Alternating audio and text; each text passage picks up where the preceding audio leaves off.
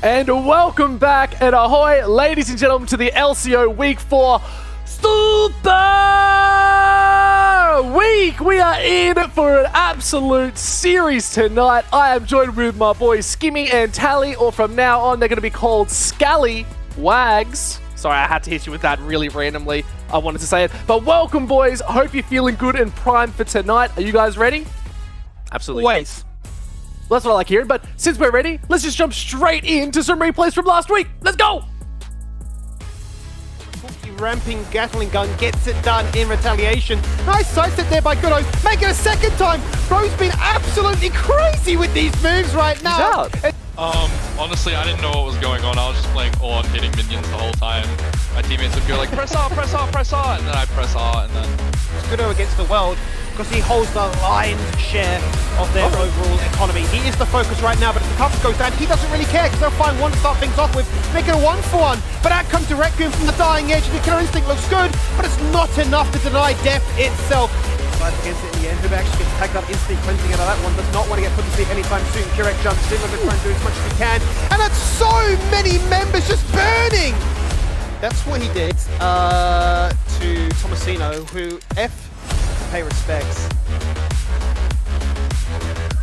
Because he just got crushed. Just got crushed. Here's another one from our fans. Next rare skin on the board. Wait, hold on. There's no way. When did Sticks unlock that one? Hold up. There's no way. Gotta rate the drip here, especially, you know, the comfy Crocs. Hey, the Crocs. The Crocs. Oh, wait, if you can pull off Crocs, you're an absolute fashionista. Look at these items. He is so far ahead of the clock right now when it comes to how much gold he has. We see the engage going on to Sticks. There it is, Tally. The massive Cataclysm equalizer. Lights out straight away for Sticks. No flash, no worries, you are dead. Double kill again for Raid. He knows no wrong on this champion. It is his comfort for good reason. Make it a triple kill as he waits for the shadows, given the quadra. Hear it. I can hear it when Skimmy asked the question about Zaya. Like in his head, he's just like, no, it's trash. All right. And But do you know what kind of wizard I am, Pike? Do you know what kind of wizard? Stop. Shadow Wizard money gang. He can just one shot. Then the two important characters in Katsu. I mean, Alba already going in. Well. And they're gone. Well. Are we all flexing? Yeah, I'll do it. Yeah, all right, let's... Nah, there's something else you could be doing. You could be putting in your Twitch channel points. I got the angle right this time. I'm just going to keep my hands in the air for that one. We'll always get those angles right. We'll always get Draku flexing and popping those pecs. It's going to be a good night, but we have a schedule to look at. Tally and Skimmy, these games, there's some big ones happening tonight, Skimmy. Certainly are, yeah. At the top of the hour, right? Direwolves up against Kanga should be a big one, given that Kanga are still hunting for that first victory.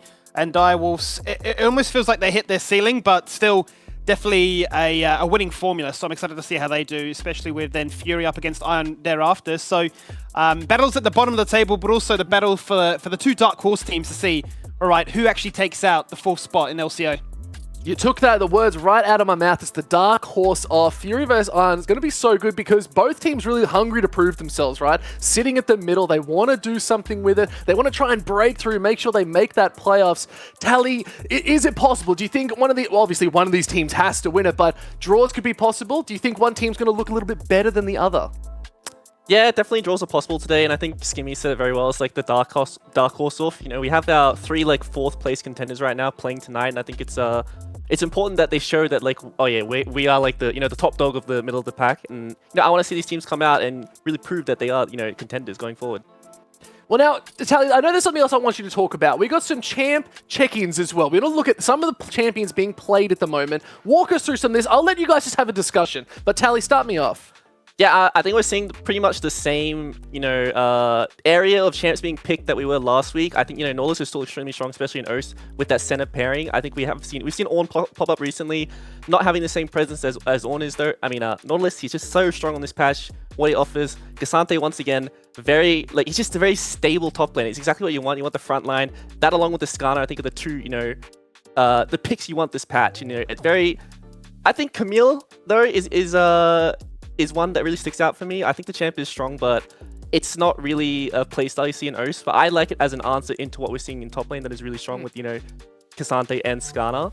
Personally, you know, when I look at like the top champs being banned right now, I think, you know, we're not really seeing that Kalista Rumble presence that we're seeing overseas, right? We're seeing a lot more about like, oh, let's get rid of Vi, let's get rid of Corki, let's get rid of Tristana. I think these champs are OP, but there are a lot of answers to them in the game right now, and I'd really like to see these bans being dropped and, you know, just playing a lot more around what is good into them. But Skimmy as well, look at the presence as well. Like we see the Nautilus, we've seen the Skarner. Corki as well, I feel like just such big numbers. Do you think they're going to be in a higher ban rate, even though you see Skarner and Corki as well already up there? Well, I wouldn't be too surprised because it does feel as if week upon week we're getting a slightly different change on the meta read, right? We're sort of seeing that with the rest of the leagues kicking up again, OS gets a chance to, you know, watch their games, not usually clashing with our schedule, so they get a whole week then to practice. All right, they're suddenly prioritizing Rumble or Caitlyn or Jhin or whatever it may be. How do we look to try and integrate that into our own gameplay? So yeah, Nautilus doesn't surprise me. It just seems to be like that classic OS pick where I can't remember who we interviewed, but basically they said it was like, it just wins. Like, why would you not want to take this? It just, the tax of being too aggressive doesn't go unpunished, right? So I'm not surprised about that one. And in the top 3 KDA champions, for me, yeah, Rakan has been #1 for such a long time now. I think because anytime we have seen Rakan in its fair few limited games, they have really been the star of the show, right? So it's hard for anybody else to you know, wrestle their way into it. But in saying that, we did have a few exciting games, right, with the likes of Azaria, Kali, and even a Yone that popped up new. Yone! Sorry, that's just my champion. I'm super excited and passionate about that. So I'm excited to see Yone, but let's have a look across the waters. Let's look at PCS and LJ as well, because we know they've been playing them quite a bit. But Tally, again, look at these scores. Like the Nautilus Corki, again, is a big staple. Rumble seems to have a bit more of a presence too, and so is Kalista. Any big takeaways from this, though, Skimmy?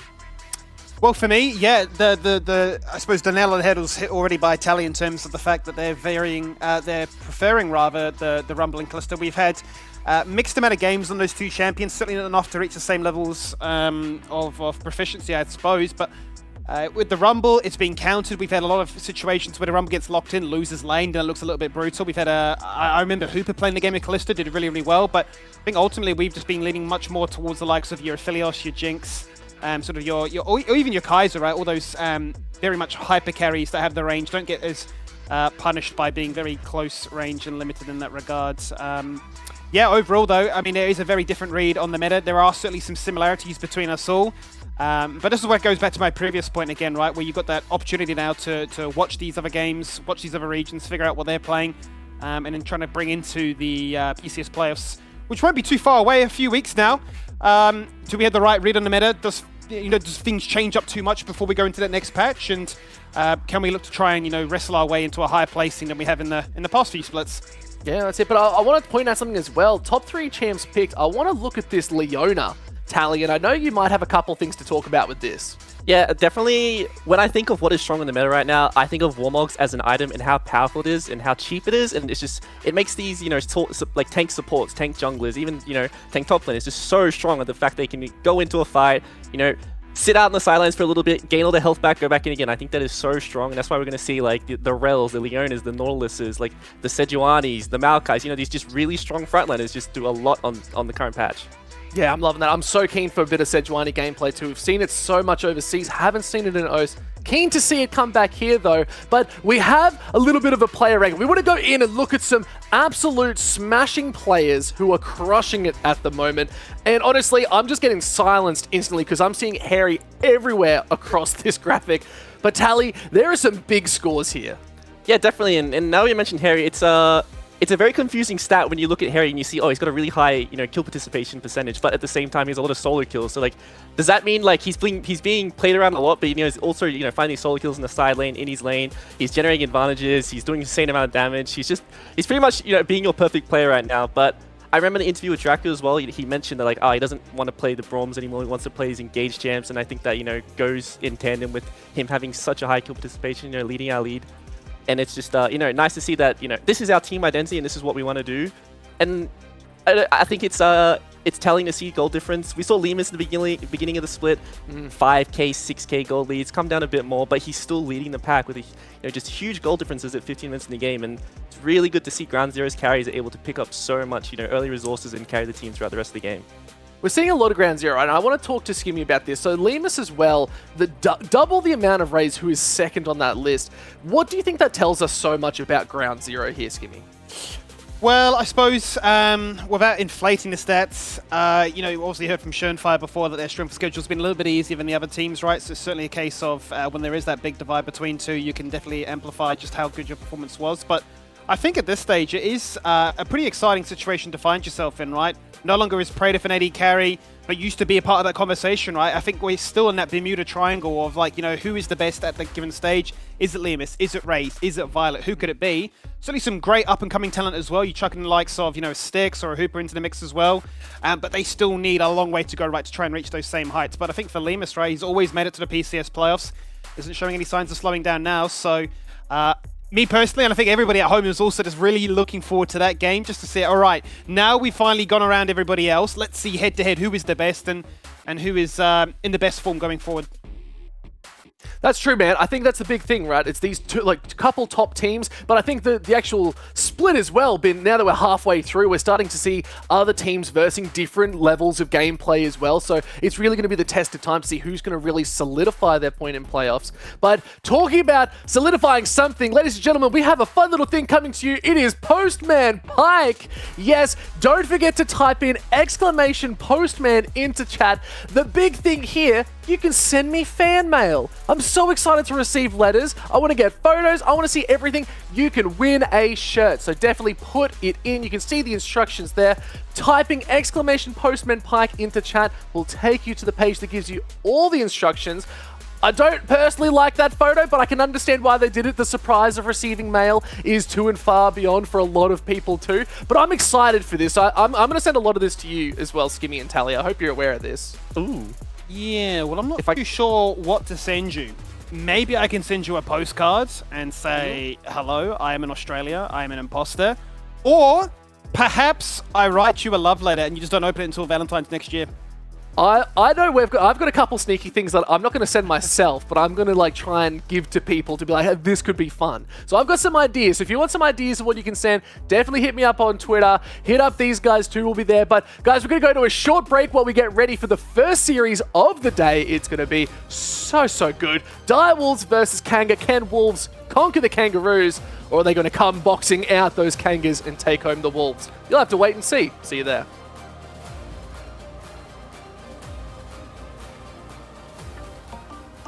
Yeah. B sound real playful. Let's see what I do on it though.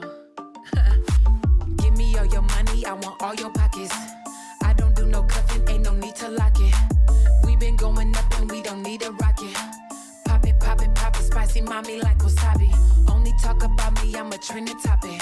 If you ain't tryna finish, then don't even start it. Whoa. Got them lifting off, yeah, give me that rocket. While I pop it, spicy mommy like wasabi. High class, fine ass. Hustler, double C's on my bag. Rich trips just to make the time pass. Sip, go get him a wine glass. Talking about me, I don't even listen to him. Your diamonds ain't real, unless they gotta glisten to him. Don't be posting on the gram, but they follow me. If I had a stick, I bet you he would swallow me. When a billionaire, that's a lot of bees. If I smack a chick, that's a lot of sleep. Got money like your girl, hit the lottery. And my ass real, yours clay, that's pottery. Stop it, please. Give me all your money, I want all your pockets. I don't do no cuffing, ain't no need to lock it. We been going up and we don't need a rocket. Pop it, spicy mommy like wasabi. Only talk about me, I'm a trending topic. If you ain't tryna finish, then don't even start it. Got them lifting off, yeah, give me that rocket. Pop it, spicy mommy like wasabi. You know I make it hot like wasabi. Make it hot, yeah. You know I make it hot like wasabi. Spicy. You know I make it hot like wasabi. Yeah, get it. You know I make it hot like wasabi. Winning got it made, I don't make my own bed. No. Don't be in the kitchen, but I make my own bread. Whoa. Blowing on my phone, now I leave him on red. I'm not the one, period. Write it on the red. I'm not your man, keep me out your mouth. Whoa. If he acting up, kick him out my house. I'm a hot girl, cousin from the south. Said you got a lot of money, need a large amount, and I can make it bounce. Give me all your money, I want all your pockets. I don't do no cuffing, ain't no need to lock it. We been going up and we don't need a rocket. Pop it, spicy mommy like wasabi. Only talk about me, I'm a trending topic. If you ain't tryna finish, then don't even start it. Got them lifting off, yeah, give me that rocket. While I pop it, spicy mommy like wasabi. You know I make it hot like wasabi. Here's the reason that Kevy's after becomes Tavares. Forced out of the stopwatch, it's carnage! Only triple happening here is for Phyto. Oh, it's do or die!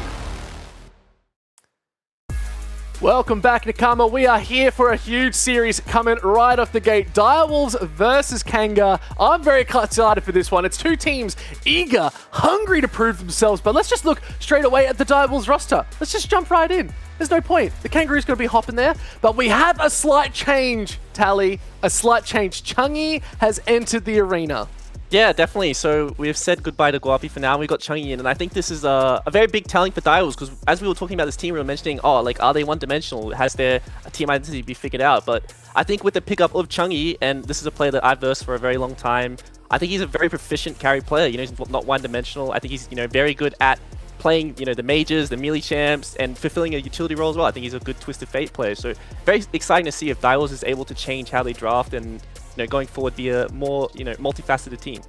I think the big thing I want to talk about, and I think we've mentioned offline too, is it's starting to give a little bit more to the Direwolves, right? It's always been on the hands of Katsuri. I genuinely don't mean to do that. I'm so sorry. But that's the thing, right? He's been the main character. He's been sort of controlling it. So how can they bring a little bit more love to Direwolves? But we have the Kanga on here as well now, Skimmy. And the team hasn't changed, and they're feeling pretty good. To a degree, I would say. Yes, since they made those changes going into week 2, they've looked to lock in this roster, and I would say that a side grade perhaps, it's hard to really quantify over what 1 week's worth of data, but either way, they're still struggling to try and find success, right? Yet to get a win. It's been a little bit rough, right? You've got Refury, their ex-mid laner, looking to try and fill the roles of the jungle, and Vendrick and Gaben unable to really try and exert their, you know, bot lane presence as much as these other teams are able to get online, right? The fact that Katsuri can't just be that 1v9 machine, the same luxury isn't afforded to the Kanga bot lane. So it's going to be an interesting matchup to see what their priorities are, because both teams haven't had the strongest objective control. Most of the time they have been bullied out. Most of the time they've been much more focused on making sure that their lanes are stable. But when these two teams do go up against each other, I'm actually curious to see what gives, like who actually says, okay, we need to do X into this team because they don't do, you know, Y, for example. So I'm curious to see what the focus for both coaching teams were going into this one as to how do they want to exploit it, because I think it is very easy to look at Direwolves and say, oh, it's Katsuri, he's going to 1v9, shut him down, ban his champions. I think it's a little bit more confusing perhaps for Kane, because you're not sure exactly where their strongest part is. Do you say it's Sovereign? Do you say it's Wood On? I'm not too sure. Well, that's the thing as well with Direwolves, like I mentioned before, Katsuri being like that main one, it's protect the president basically. But now with Chungi on the board, we actually have a graphic for this too, introducing Chungi back to the league. I want to talk a little bit more about this, Tally, because Chungi's been around, he's been here, now he's back.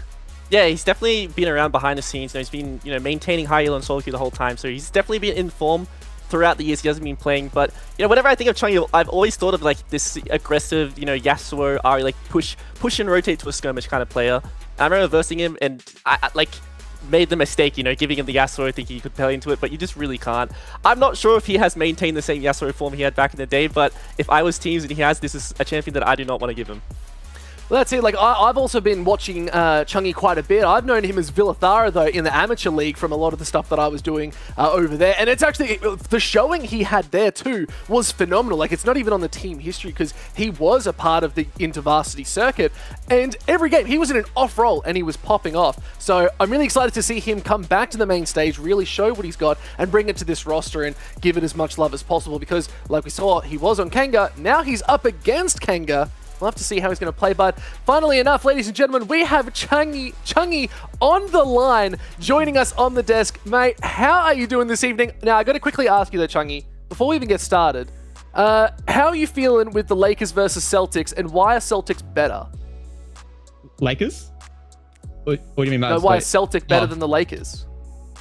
I'm not answering that question, Matt. Sorry. We're avoiding it? Yeah. No, I had to ask you. I had to make sure. Just the opposing teams, of course. But no, mate, welcome back to the league. It's so exciting to have you here. How are you feeling for your first night and your debut? Yeah, look, I'd be lying if I said I wasn't nervous.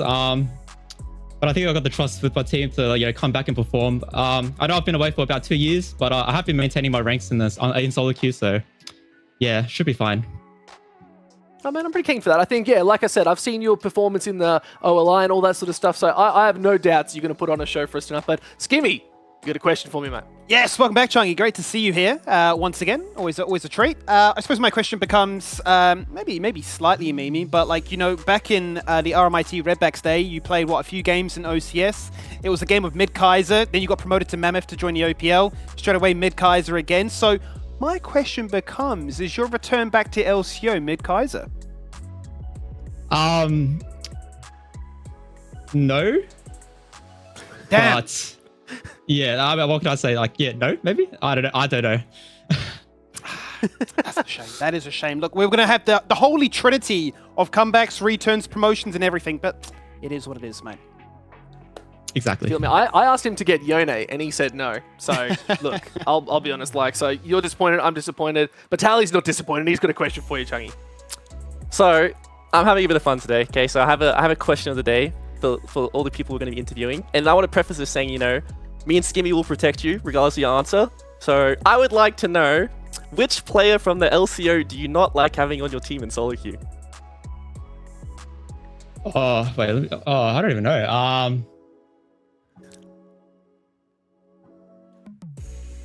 How long do I have to answer?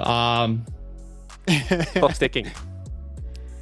If it's too hard, okay, what player do you like having on your team then? Who do I like having?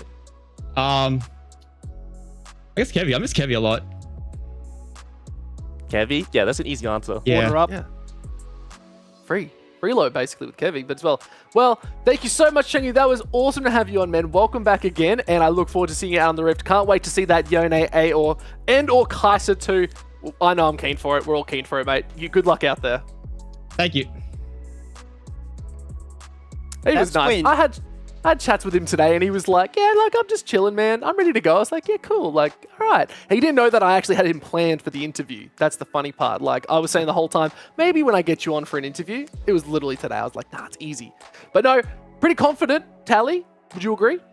Yeah, I think he's definitely feeling confident. As he mentioned, he's staying in form, kept high elo throughout the entire time he wasn't playing. So I think it's really important to feel confident in the champions that you're still able to play. And I think that this meta also complements his pool.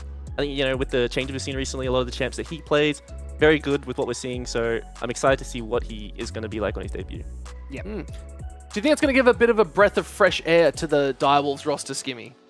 I think it will, because I think from what we saw, Guapi, he was very keen to play the heavy rotating champions, right? He's always pushing, shoving, roaming, looking to try and find whatever he could. Easy said than done, though. But really add to what Tally's already mentioned, right? I think he can certainly play the facilitator role of the Galio TF Rise. He's definitely gone for the hard carry route with the Yasuo. Back in the day, he's even played Riven mid, you know what I mean? So he's not afraid to do weird and wacky stuff, even the AD flexes in the unconventional manners. So I think he definitely adds, first of all, experience, but also just a much bigger, broader champion pool. And maybe that also helps alleviate some of the stress and strain on Katsuri.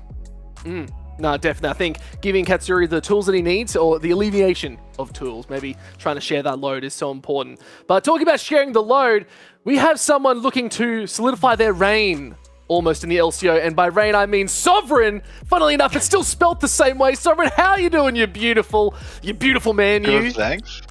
How are we, guys? Mate, now tell me. I'm good. You guys good? We're good, mate. We're Fantastic. glad to see you here again. Oh, it's always a joy having you on, Sovereign. Now, I have to quickly ask, how's your solo queue going? You feeling pretty good? You've been climbing? Yeah, I'm on a hidden account at the moment, climbing my way through, trying to get some spicy picks. Ooh. Hopefully we'll see something out and, pull something out of the magic hat. All right, so you mentioned a magic hat, so I'm guessing it's a Rabadon's death cap that you're looking to play with. So are we expecting an AP champion at this point, or are we looking at a bit of a melee AD? I'm reading real deep into what you've just said. Look, I'm happy I got my Malphite game last time, so we'll just keep it as a spicy hidden pick, and we'll see what happens. Okay, well, I look forward to being surprised today, though. But Skimmy? Yeah, well, I suppose my question is a little bit of a generic one in terms of how have you found things. Obviously, it's one thing to step up into the competitive scene, but a second thing to find yourself in this position, yet to find a win. So all these different range of emotions, aspirations, dreams not maybe matching the reality. How are you finding things? How's the team working through this rough period? Look, we had a couple of rough weeks, with the roster changes and stuff that we've had as well. Obviously, things haven't gone exactly, perfect for us, and there is a bit of upset with I think there are a couple of games we probably could have taken, but I think everyone's still in high spirits, and we're all really keen to keep playing. Yeah, beauty. That's what you love to hear. It's good to hear. Natalia, you got something for Sovereign? Yeah, run it back. Same question. Because I want to know. I want to know what's going on. So, Sovereign, I gotta ask you, what solo queue, or what player from the LCO do you not like having on your team in solo queue? What player from the LCO do I not like having on my team in solo queue? Biopanther, because I feel every time I have to play my best and call him a cutie every time I see him. And to those two together, it just doesn't work. So he's distracting you. Yeah, he is. Come on, Bio. It's that smile, isn't it? That damn smile. Pearly white. No, I agree with that. It's the really same with you though, Sovereign. Every time you're on camera with me, I feel like I'm not as beautiful as I could be, but I want to be. That's the difference. And it always hurts my heart because I'm like, I could be a beautiful butterfly, but I'm just a cocoon right now. But no, Sovereign, thank you so much for jumping on with us. Good luck in your games today. Rooting for you. Have a good one, mate. Thank you very much. Got those good thumbs up. He's a good lad. Oh. I just want to take him out for a brunch and just get to know him more. Is that weird? It's valid. Hey, do whatever you want to do, mate. All I'm saying is Tally's out here making his Smurf account on Twitter, looking to try and cause some drama, isn't he? He's out here like, who do you hate? Because I want to hate them with you, but I'll protect you.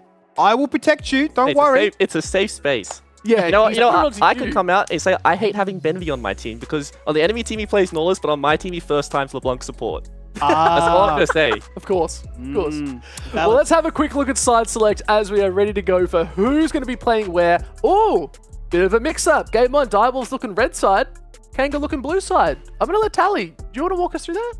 I think the blue side pick is very obvious, but when I think of red side from Direwolves, first thing that comes to my mind is when you look at Kanga's roster, you would say their main carry, comes through top, comes through Woodon. I think giving your top lane counter pick really shuts down that, carry threat potential because we look at Woodon.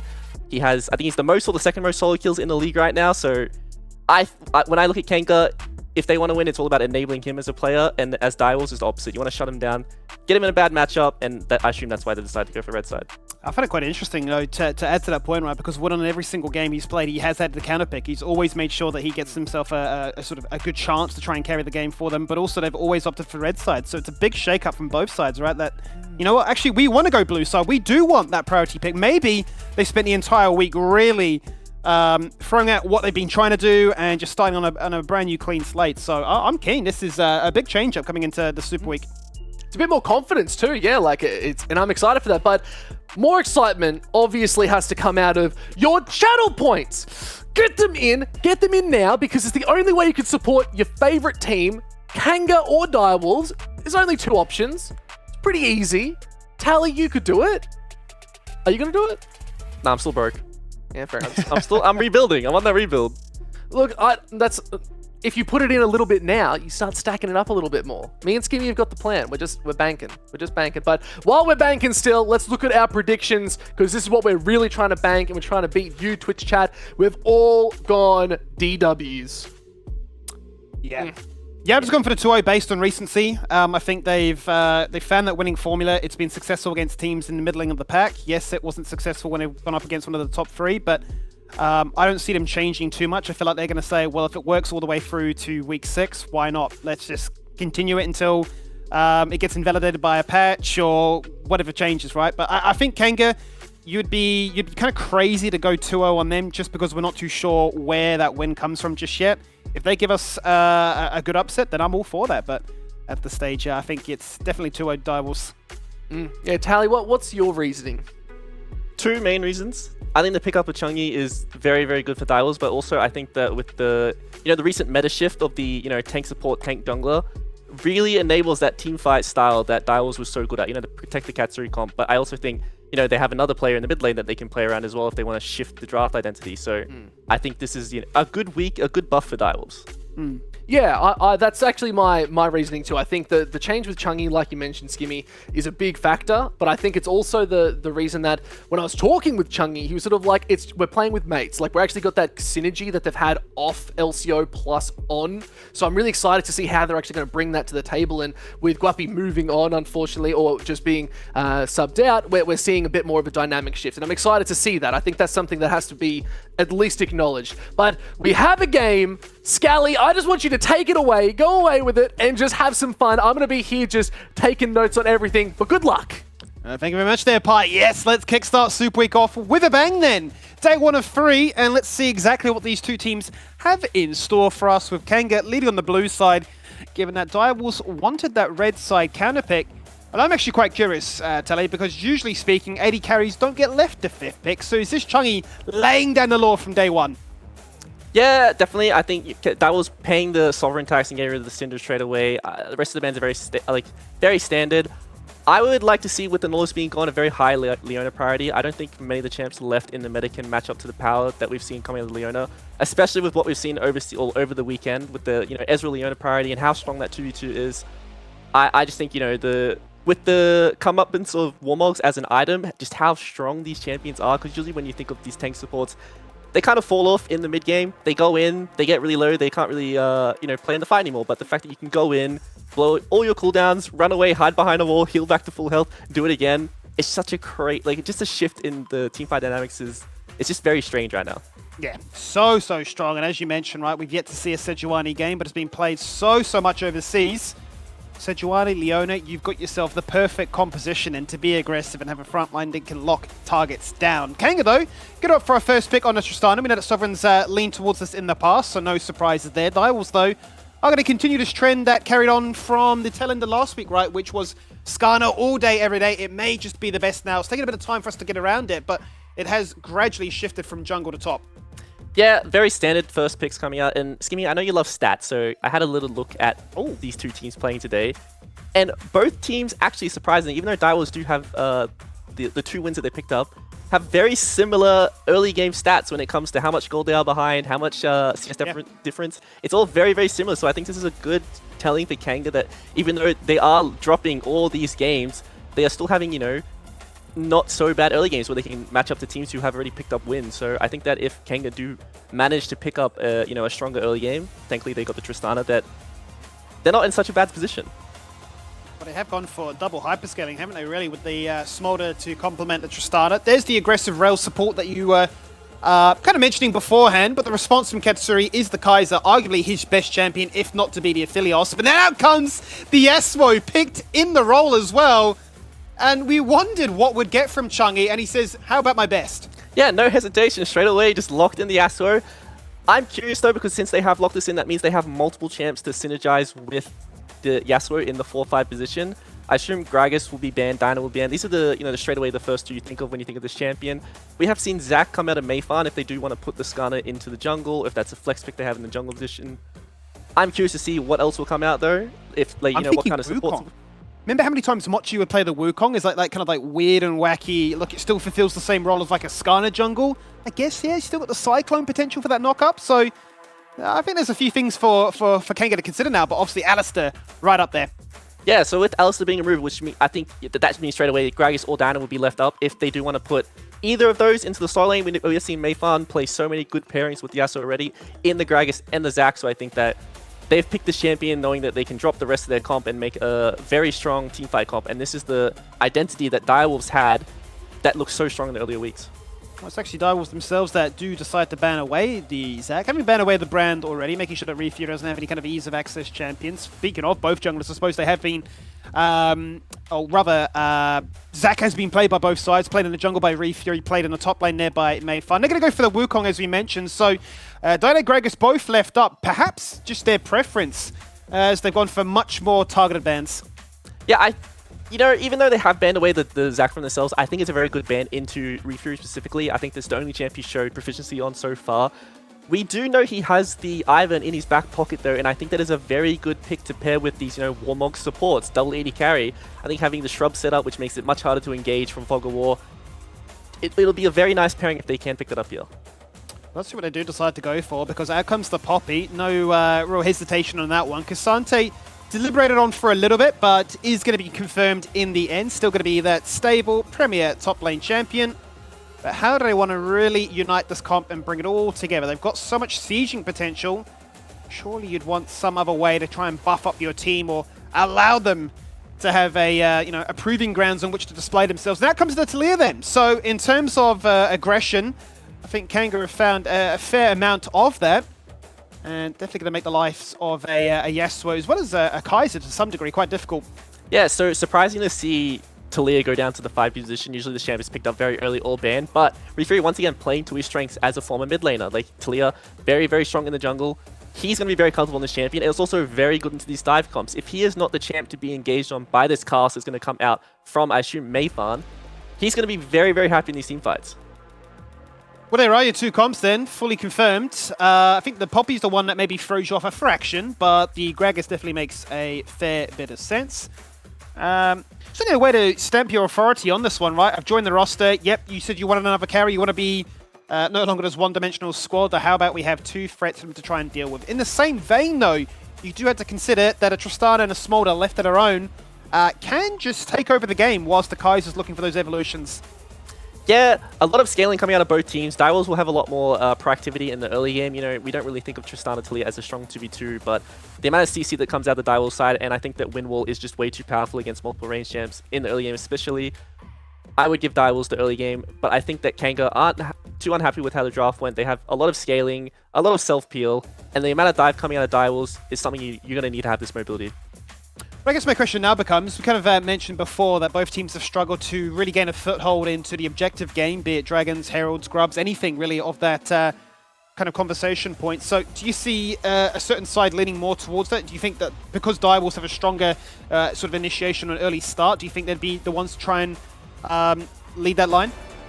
I would say as Kanga, like their playstyle is more important than their comp for how they want to function as a team. And I think that, you know, getting Wudon into a position where he can be comfortable on the side lane is a lot more important than, you know, snowballing the way your comp should function. So I expect to see them put a lot of effort into the top lane. I think Smolder's going to be left on his, like, little island to farm and scale up. I don't expect them to put too much, you know, time into bot lane. We might see Rel roam and impact the mid. You know, when we see those melee supports link up with the jungler, that is when a lot of the early game pressure comes out of the Kanga comp. Yeah, that certainly does. A jungle and a support linking up nice early certainly can spell disaster for the rest of the Rift. I suppose to your talking point about Wudon, it's going to be an interesting one, right? Are we going to get him being the star of the show, a Cassandra that really can become that of the copy past, or is he going to go for the classic 0-2-0 PvE style gameplay like he's shown us in times gone by as an Aatrox? As for Direwolves though, we already mentioned how excited we are for the Yasuo. Skynet's still going to be that go-to champion, still going to be looking to get played be it top or in the jungle as we load ourselves into the Rift and get this game underway. As mentioned already, Kanga still searching for their very first win. Currently set in Seoul last place. Direwolves in 4th. They've only got a 1 win to their name and only 3 points separating. So these margins are still incredibly tight. Yeah, definitely. And to touch on, you know, Kanga look at their first win, I think it's a much better look for them. You know, in weeks past, we have seen them come out with these much more, you know, very unstable, you know, drafts with like the Rengar jungle. So I think it's really nice to see that they're going for a very standard front to back comp that has multiple scaling facets, and they have the ability to win side lanes through the Tristana and the Cassante. So it's very, very nice to see. I do though have to look at the Direwolves comp and think that this is just exactly what they wanted in every position. They have the team fight comp they want. They have the ability to play aggressive in the early game. They have lots of, you know, pushing lanes if they play them correctly. So I think that Direwolves is also very, very happy with how this draft went. I'll tell you who will not be happy is Mochi there, who wraps around into that mid bush and realizes, hang on a minute, that's too many members for me to look to try and do much more and just say hello to. So he's going to be starting off this red buff, Unleashed, with 50% HP to his name. And I suppose that spawns a bit of a conversation, right? Being a mid laner yourself, Chungi joining the roster, just how important is it to really establish some kind of level of cohesion between your mid and jungle? I guess what would it be that you'd hope that they had worked on between now and in this game? I think it's just the ability just to link up as a mid jungle and use that priority to, you know, really enable your main carry in Katsuri. We've seen what he can do when he gets ahead, and I think that was main problems in weeks past was the fact that mid laner was falling behind and they were just losing control of the map. Katsuri was unable to push up and really create any form of lead or push his pressure even more because, you know, the river's dark and you can't really do anything when you have no control of the map. So hopefully this mid jungler is able to do a bit more in their 2v2 to create any sort of, you know, pressure on the map, to get early dragons, even early grubs, because as we do see, like, the pushing lanes coming out of Divals because of how, you know, the lane interactions work. Well, speaking of those pushing lanes, you can see Sovereign already being incredibly aggressive, utilizing the fact that he is ranged into the melee match. So any given chance he has to try and deny that at Chungi, innately going to be pushing that wave and can very quickly look to try and put some advanced warding down to make sure that his team is protected. But any chance Chungi has to try and then dash through these minions, no doubt he's going to answer back with some fight of his own. Checking the top lane as well, also going to be a one of a fair bit of volatility. Generally speaking, you'd say, oh, they're just going to be trading grasp stacks, but Mayfun opting for the phase rush. Yeah, also a lot of sustain coming out of the top lane as well. We see the cookies and the potions being chewed through by Wudon now, so it's it looks very like a lot's going on in the lane right now, but not really. They're going to heal back up. They're going to sustain. I think to touch on with the mid lane dynamic though, we see this a lot where like mid laners push 2 waves and go for a ward. The main problem with that though is your lane opponent is going to hit level 3 first on the bounce back, as we saw Chungi was the first to level up, which means he now has control of the lane even though Sovereign had so much pressure in the early game. So it's you know, nice that Kanga were able to find an early vision, maybe spot out Mochi, but he did sacrifice a bit of his early game pressure because of that. Yeah, in the end, hasn't really netted them much of a gain, and so much has been done that someone has to go back to base, maybe forced to use that TP to get back, and can't really get denied too much of that one as Gaben tries to force a fight. He's going to get flashed off there by Katsuri, who burns the hill at the same time. First blood then goes their way, as it is a Poppy support knocked up against the wall. Nothing you can do. 1 becomes 2 as the Direwolves bot lane back to winning ways. Yeah, and it's just too easy for Direwolves at that point. Katsuri with a nice respect flash onto the flash out of Gaben, and he's just a sitting duck at the point. Both junglers piling down. Mochi, a bit of a slower clear, but he's always going to be in position to counter gank. Because we're going down to 1 health. Being very close up here in the top lane. Oh, flash! Oh, and there's the auto attack! You can see Wood on there frantically trying to cause a little bit of chaos to run away from that one, but Mayfun would not be juked. Yeah, and this is just going perfectly for Direwolves. The main threat you would think of as Kanga, their main player, falls down to a solo kill coming out of Mayfun. I think he's done a really good job on the Gragas even in previous weeks. As we do go back into the replay, you know, Katsuri looks a bit overextended here, but Shinky does a really good job to peel him out, and a really good respect flash coming out of Katsuri. And at this point, Rel's not a very good champ. No cooldowns, you know, it's very easy picking. And we see Shinky with a really nice force lane onto Riku, which he was unable to react to. It's a pretty hard combo to escape, right, when you've got the Skarner coming across those weird and wacky terrain movements, right, where you just don't account for with any other kind of jungle gank. And then the Poppy that easily stuns you up against the wall as well. So nice reactions. And as you mentioned, Direwolf's going to be sitting in a very happy position as Shinky goes for a little bit of aggressive warding and says, Gaben, you cannot protect us much more. This control ward will regen, and we'll stay here for the meantime. Yeah, so Direwolves are trying very hard to, you know, link up, get each other vision. This is very nice to see that they're playing for each other, not just like sitting in individual lanes. It's probably a very important thing to do as a professional team, is to make sure that you're always, you know, pushing your lead to somewhere else on the map. You know, you're not just playing your solo queue game where you just sit in your lane and don't really do anything. So have to see, as level 6s will come out of both mid laners based on these 2 waves, if this does result in a dragon or a skirmish happening in the river. Let's see, because both junglers are hovering towards that mid lane. They don't have level 6 just yet, whilst their mid laners certainly do. So the very first dragon is going to be looked at here. Maybe not the play that Mochi wants to go for. It's on Vision. They're fully aware of this one. He's going to take a fair bit of damage in the process as Chungi jumps in, already hits the last breath ultimate, and makes sure that Refreeze falls to burn that flash. The team is chasing though. It's going to be a 1v4, soon to be 2v4, but Gaben has better ideas. Decides to peel away, and Chungi's announced himself back after 2 years. Yeah, Gaben walks over and he wants absolutely nothing to do with that. The rest of his team is not in position for him to go in there, and it's just, you know, once again, Direwolves first in river. Even though we thought that Kanga had the setup there, Direwolves first to collapse, find the easy kill on the Refury, also blow his flash. This is going very, very well for Direwolves, and I'm concerned about how Kanga is going to be able to, you know, scale up and be able to navigate this mid game. Certainly couldn't ask for much more for their case at this stage, right? 4-0, and already working towards a 2k gold lead, and we're yet to find ourselves 7 minutes into this game. But I suppose to flip it around, we did mention just how much hyper-scaling there is on the side of Kanga. We've certainly seen in the past where there be a solo AP jungler, and it can look to try and be incredibly strong, but for that to be the one that's getting put behind the most, as you say, certainly a bit of a concern. Yeah, definitely. It's so important. It's probably one of the largest responsibilities in the game is when you're playing a solo AP champ, you cannot afford to fall behind. It's so easy for the enemy team to just stack armor at this point and ignore the double 80 carries because Refury is just going to be behind the clock when it comes to getting his items and just doing the damage he needs to.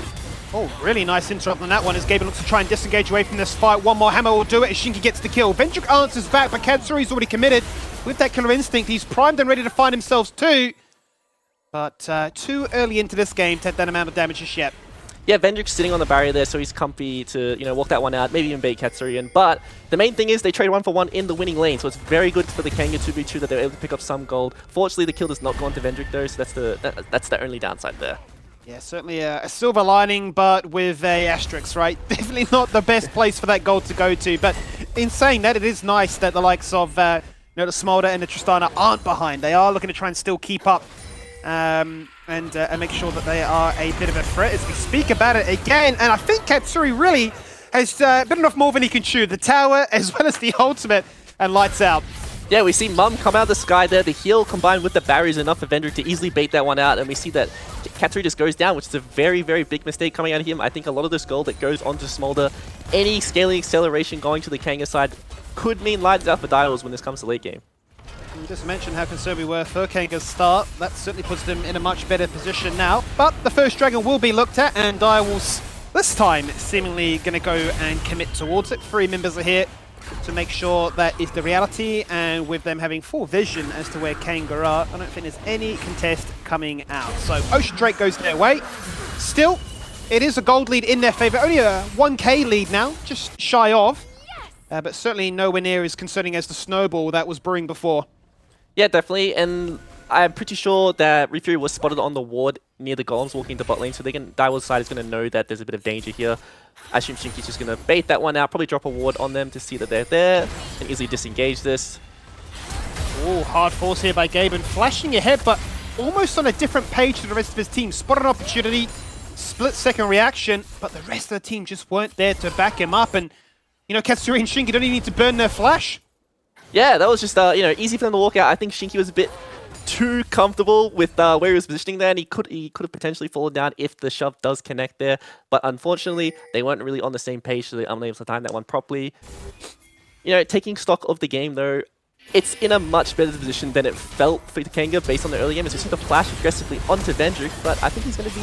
Oh, Vendrick's in trouble this time, though, because you have that displacement, right? The repositioning with the ultimate of Kaiser. And it looked like Gaben was like, well, we scared them enough. They surely don't make anything happen. But you can never discount a Poppy hiding in a bush. Finds the wall. Gaben. And GG. And Gaben, are we taking a little bit too much to try and hold this wave? No, it will fizzle out. See me, I don't think I've ever spoken without being interrupted by the players, Come on, guys. You keep cutting me off. Every single time I try to have a point, there's always a skirmish happening out of nowhere. Sometimes the game's pace just, goes in this way. And sometimes you might have to become a bit of a pseudo play-by-play like myself. Mochi making matters found here as he jumps into the mid lane, primes up the Impale, drags him back, but Chungi zoned by the Weaver's Wall. Bit of an awkward spot for him to try and interact with right now as he's waiting for the next creep wave to come on through so he can dash on through. But the presence of the Thea in the end is enough for the fight to fizzle out. Yeah, Sovereign just tanks both ultis coming out of the mid jungler from Dials, walks that one off, doesn't really worry. Unfortunately, Refury once again misses the crucial flick, which I think could have resulted in a kill coming out of the Kanga side. And I think that these kills in the early game going to the sole AP member of Refury are so important.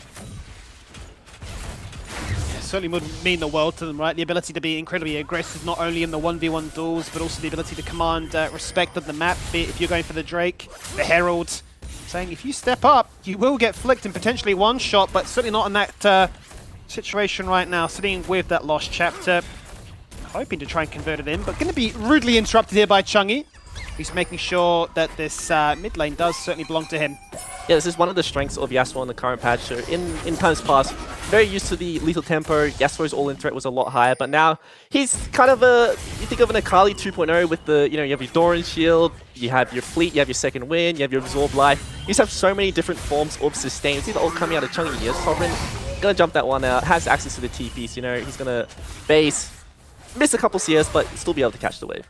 The concern for me, though, I suppose, Tally, is the fact that Chunky really is having his way with this lane. Yes, he has the flash. He could just simply dash through this one and flash for good measure. There is no counterplay, and Sovereign will be punished. He's already done enough with the buffered rocket jump away. But Chunky says, not only will I look to try and establish myself a 30 CS lead, I want some turret plates, I want even more. There's a lot of greedy recalls coming out of the Kanga side, but we see Dial, what Katsuri is doing so good in the 2v1 here, trading aggressively, even though his support is roaming. This is the main time scheme for Kai'Sa. You know, we see the first item completed with the pickaxe, so we get the Q evolve coming out. The amount of damage that comes out of Kai'Sa at this point, especially with an isolated Q, is quite unmatched. Yeah, it certainly is. It's a ton of damage, and definitely nothing you want to mess around with. I am interested, though, if we look at this gold graph, it is a bit of a topsy-turvy affair, although it definitely is still very much Direwolves favoured. They've managed to get themselves 4 Void Grubs, the first Drake, and now you got Mochi even invading for some counter jungle. Yeah, just a lot of control on the map for Direwolves is the main point. I think that goes to like how the matchups really function at this point in the game. Tristana is very good at bullying squishy champions. We see Shinky going for the dive. He cannot jump out right now.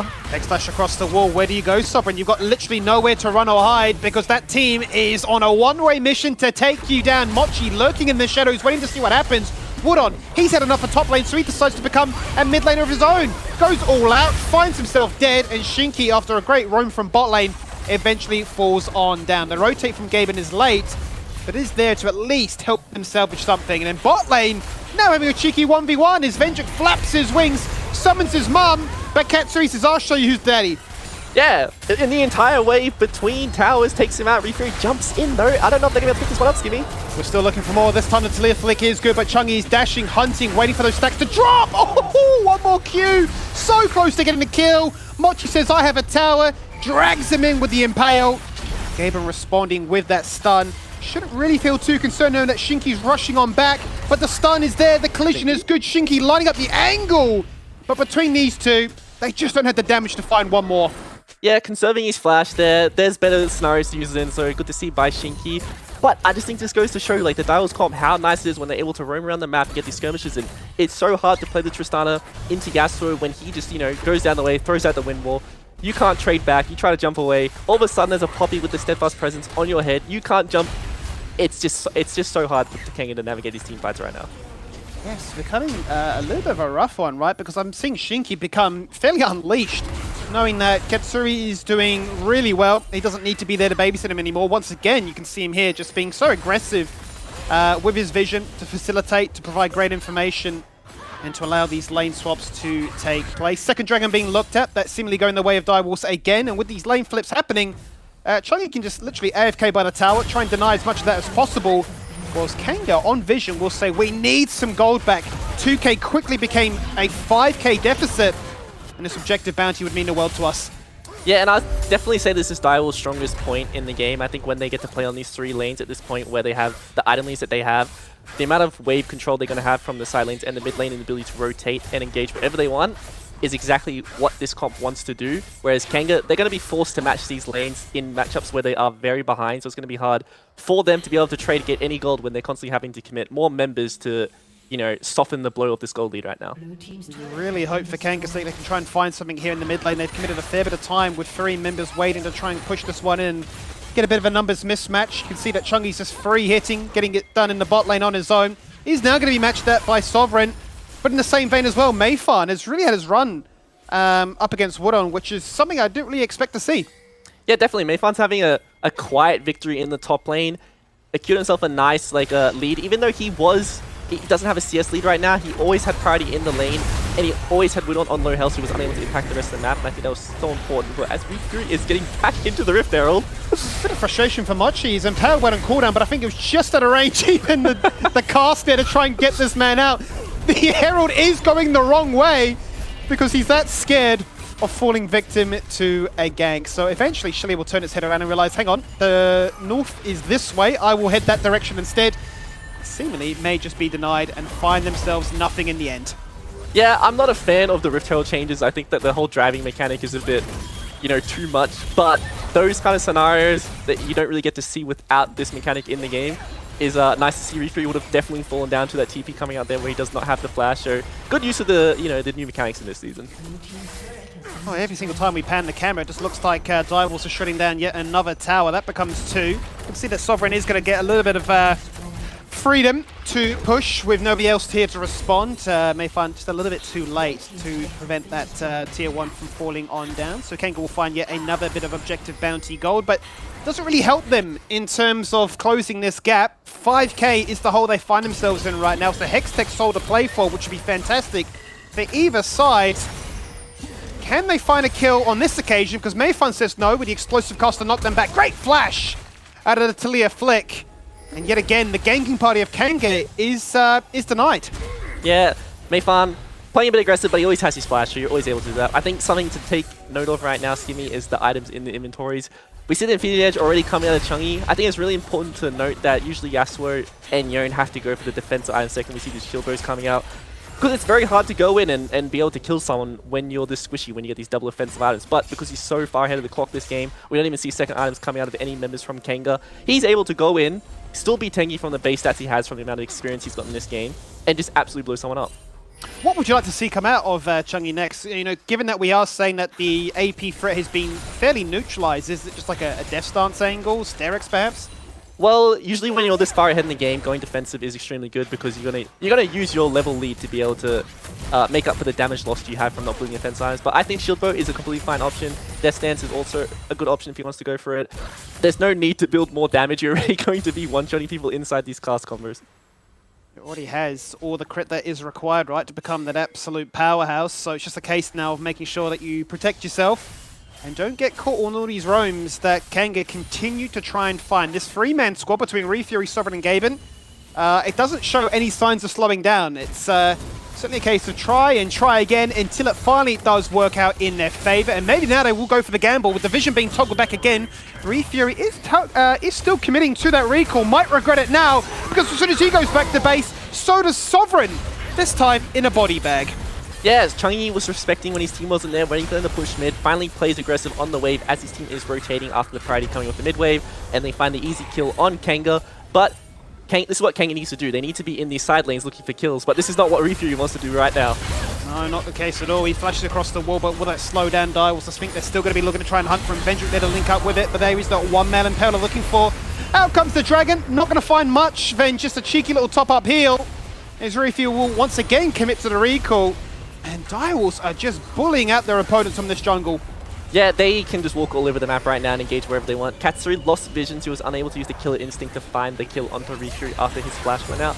But they still get the summoners, they still get the inner turret, hopefully here, unless, Kanga muscle them off with a bit of their numbers advantage coming through here. But, back to my point, Kanga needs to be sitting in these side lanes trying to find these picks. They need to use any cheese available to them to be able to get back into the game because, based on the items in the inventory, it's so hard for them to team fight. Well, for the first time, it looks like we're going to see Kanga group up as 5 here in the mid lane. Mayfun not interested at this stage, so the 4-1 split continues for Direwolves. Big reason why we've all converged on the mid lane, be it another objective has spawned. It's 20 minutes on the dot, so Baron is up on the table as well. But finally now, the TP is committed, the wave is pushed in, the reset happens, and out of the fountain comes Mayfun. A full 5v5 might occur. But for all the good work Kanga did to establish control mid lane, it didn't help their chances from denying that third dragon going away of Direwolves. Yeah, still grouping up, still trying to find any control they can. The cast goes out onto Refury though, he does not have the flash. He just does not have it. Yeah, and as you say, so easy for the Gragas and Yasuo to link up, so the last breath comes out. It's exactly what happens to the Talia, falling on down. As they'll find yet another kill and continue their march from the Dragon all the way up to Baron. And a perfect time to say a triple kill into a Baron on our doorstep. Don't mind if I do. Yeah, just wrong place, wrong time for Kanga. They tried to set up to contest the Dragon, were unable to do so, and they found themselves lacking on the mid wave after the Dragon's gone down, so Direwolves no hesitation to engage when they know when all 5 members of Kanga are. And they're going to pick themselves up a free ban already at the 21-minute point in the game, so I think that, after this recall, it's going to be very, very easy money for them to pick up on the rest of the map. Yeah, there you go once again, right, it's as easy as that, right, to hit the ultimate, guarantee the key target is locked on, and then from that point onwards, it's just a numbers game of see a target, kill them. Yeah, it's easy as that, and it's everyone in the individual 1v1 is going to be able to get a lot in this team price on the Dial side. And this is one of the problems when it comes to these, engage comps paired with the Yasuo. It's like you always need something to be able to peel the engage, because it's so hard to outplay a Gragas cast coming over the wall, like a Diana engaging onto you with the ult. It's just way too much distance to cover, and the instant CC is very hard to play around. So you see Sovereign getting collapsed on by multiple members from Dials. The Sovereign look to try and maneuver out of this situation. Now he's got the face reveal of Shinky. He goes, all right, what do we do? Well, there is the knock-up from the Poppy. So instantly out comes the ultimate with you burning on down to the Ignite. Changyi can just wait for the next creep wave to arrive and deliver yet another kill in your stead. He's just had a rough time trying to lock down Katsuri. In the end, Mummy gets it done. A shutdown that Vendrick so sorely needed in the right place at the right time once again here in mid. Yeah, and this is one of the reasons why we always see the cleanse coming out into the rel. It's kind of hard to outplay the Q flash into ult combo. You always need that cleanse to be able to reposition with your flash afterwards. Really nice pick on the Katsuri though. These are the kind of kills they need to get to be able to get back into the game. Certainly is. Any bit of gold right now is definitely going to put them in a much more comfortable position, because what was 5k only 5 minutes ago is soon to balloon into a 10k deficit. 2 men impale straight into that tower. The tower has barely any HP left, but it's still doing its job. It's still getting it done, and all-out mode is committed out by Woodon, but unable to find the target he is after. And really is a bit of a messy affair where we're just trading cooldowns. In the end, Refury says, I'll die and do whatever I can to at least get one back. Worth Skimmy. And the entire time Changyi had teleport, but he decides, to get the inner turret. He doesn't really care if the mid turret goes down, if his team is still going to win that fight if they didn't commit to it. So he's going to get as much resources on the side as he can. On the clock, almost a 10 CS per minute, already 3 items completed. With the inner turret gold in his pocket, he's going to base and find, just even more lovely items put in his inventory. There's the death stance, as we like to see, right? So really now going to be taking negative DPS from this Tristana, and Smolder can really jump in their face and have a bit of a laugh at it. So let's then check in with the overall golds. And yes, sitting firmly at the top. And I think it would be fair to say this is what Dives will be missing, right? A second carry amongst their roster. No longer is it Katsuri amongst everybody else. It's Changyi at the top by a very healthy margin. Yeah, and this game definitely does feel all about Changyi. Even though we're used to Katsuri being the, man of the hour, I think he's having a more quiet game. I think it's just a lot of... his team's ahead, so he gets to just do whatever he wants this game, and that's probably a very nice sign to see for Dials. Certainly a breath of fresh air, maybe a bit of a honeymoon period at the same time, once you make a roster swap to see just how it all comes together. And at the moment, we are pretty impressed with what we see. 24 minutes into this one, another minute, and Direwolves can look for that Hextech Soul.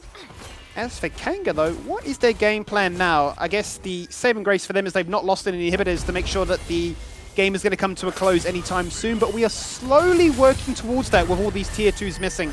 Yeah, one saving grace for Kanga right now is Dials was unable to break the base with that Baron buff, and I think it's very important for their comp to be able to do that because their siege sucks.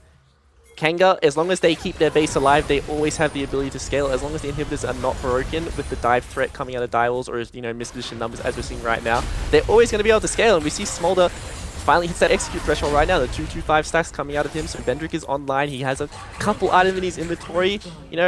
I don't think Kanga are in such a dire position right now, pun intended, but we'll have to see if they're able to scale up, Skimmy. Well, that is the conversation, because many patches ago, we'd say 225 GG, you've won the game, right? Smolder will just 1v9 these fights. Certainly has had a fair few changes since the initial launch. But I wonder if even in a deficit as big as this, can Kanga look to claw things back? Are they going to wrestle as 5 hold hands or walk through the jungle to try and find their way into the river? But will Direwolves even look to try and make this a 50-50 flip? Yeah, and Kanga felt, very pressured to contest this dragon, but I think walking in blind with the TP flames coming out is way too hard for him. See, it's pretty crazy. 2 men impaled, 2 men last breath, too many members falling on down, so 2 becomes a double kill, and Changyi can literally do no wrong right now. The cast goes across the wall. There's the triple, hunting for the quadra. Where's the and penta? How crazy would it be if you were to get a pentakill on your debut back? As Mayfun looks to run him down. He's TP to the bot wave. He's hacking and slashing through that minion wave to cover distance. No He'll just flash. dive straight through that tower. He doesn't care about it whatsoever. But too quick is this Tristana. And is Changyi going to go completely crazy? No.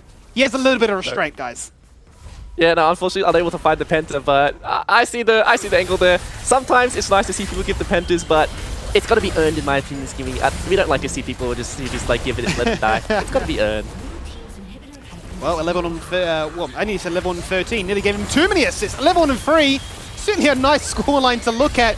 to get your nerves under wraps, as we heard from him in that interview beforehand. Mayfan is having a little bit of damage here. He's just going to walk out of that one. Is Shinky stuck? No, just enough of the space for him to go back. But then with a Talia flip in the end, it was a losing fight. Despite that though, Direwolf's still going to be quite content. They've got the Hextech Soul, and they've only got 20 seconds to reset, respawn, and look at a 4v5 for Baron. Yeah, and we go into the replay. Kanga feels pressured to contest this with Soul Point, but like there's just way too many angles coming out. We see the multi-man knockup coming out of Shinky that sets up the last breath. And Chongi is just unleashing this fight. It's so hard for Kanga to be able to fight when there's just so many different angles where they feel threatened from. But this is a good call, Skimmy. As bad as it looks, they need to flip the Baron right now. They certainly do need to add a little bit of chaos into this game as Gaben looks to jump across the wall and hit himself with a 3-man Magnet Storm, but there is no follow-up. All that peel, all that lockdown is good, but it means nothing because they're just so far behind, so disconnected, as that's really nice by Mayfan on the flip across the wall. The gold gets shared around, but look at that damage from that Yasuo. Yeah, that was just an ult and a couple autos. He did that much damage. We saw the really, really nice engage coming out of game, but there was just no follow-up. And Dials was just like, fine, we'll do it better. We'll show you how it's done. And they throw out the cast. Easy combo from the Yasuo Gragas to just find the backline and instantly blow them up.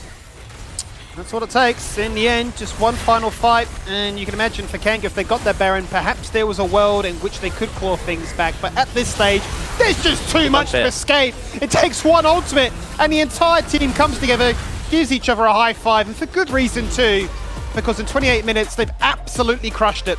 Yeah, and this goes to show that there isn't only Katsuri you need to worry about. There's multiple members on this Dials roster who have champions that can really take over games, so a lot to go back for Kanga on the drawing board. Are they going to run the same, style next game, or are they going to get rid of this altogether?